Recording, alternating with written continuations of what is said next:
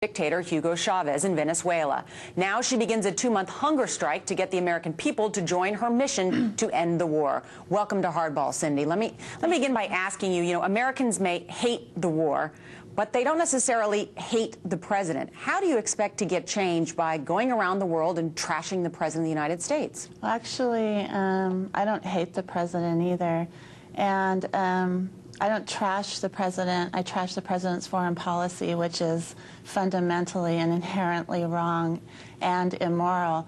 And I don't tell people around the world anything that they don't know. But you called him the biggest terrorist in the world, so you are trashing the president. Well, he says a terrorist is somebody who kills innocent men, women, and children. And there has been over 100,000 innocent men, women, and children killed in Iraq on his orders. Cindy, you have just begun a 2-month hunger strike. Isn't this really just more of a publicity stunt?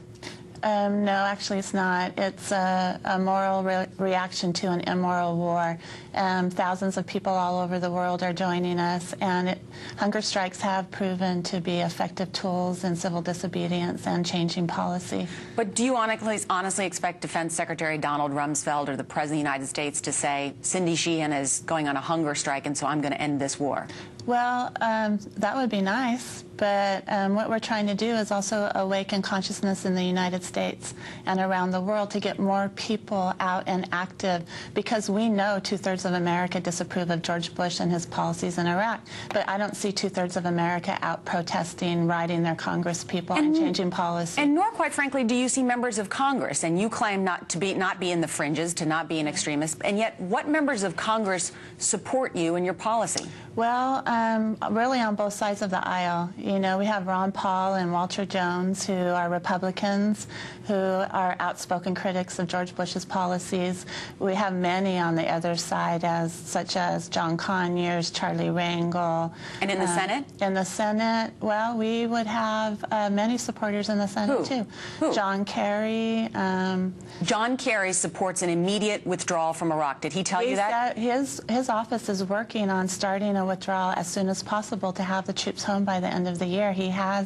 I have talked to his office about that, and that's something he's trying to push in the Senate. Well, in fact, the bill that Senator Kerry has proposed went down in flames in the Senate. Well, actually, yeah, it did. But, only, in Vietnam, there was only a few senators at first, and then it turned around. Let me challenge you on this, Cindy, because what you're calling for is, in fact, an extreme position, because there are very few members of Congress who support immediate withdrawal. You would, if you could, fly a bunch of planes over there, pick up all our troops, and take them home tomorrow, if you could. It was in your power. There is no one in the United States Congress, Democrat, Republican, or Independent, who would do that. Actually, there are many members. There's an out-of-Iraq Congress that has 70 members that are calling for an immediate withdrawal.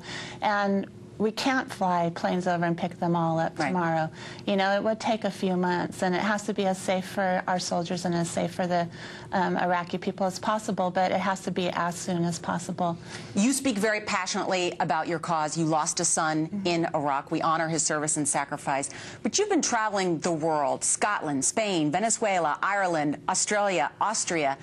How does that help the cause when, again, you're around the world trashing the president, calling him a terrorist, calling him worse than Osama bin Laden? How do you honestly expect to affect change with those types of remarks? Well, it's really important, too, that the people in the world know that there are Americans on their side, because as anti-Bush sentiment goes up in the world, anti-American sentiment goes up also.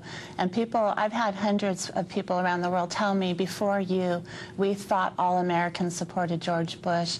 And it's important for us, people of different countries in different borders, to reach out to one another, to work to force our leaders to solve problems peacefully. And this is really important. Well, why go stand side by side by Hugo Chavez in Venezuela? Why do that? I mean, it sounds like that. Would you rather live under Hugo Chavez than George Bush? Yes. Hugo Chavez is not a dictator like you introduced him. He's been democratically elected 8 times, and he's not anti-American. Saddam Hussein was democratically elected. Yeah, hold on a second, though. He is not anti-American. He has helped the poor people of America. He has sent aid to New Orleans. He has sold heating oil to disadvantaged people in America, in the United States of America, at low cost. And the people of his country love him. And for us to say that we have some kind of influence over Venezuelan policy is wrong. The people of Venezuela have elected him overwhelmingly 8 times, and it's his country, and it's their country, and they should have the leader that they deserve. All right, Cindy Sheehan, thank you for joining us. Thank you.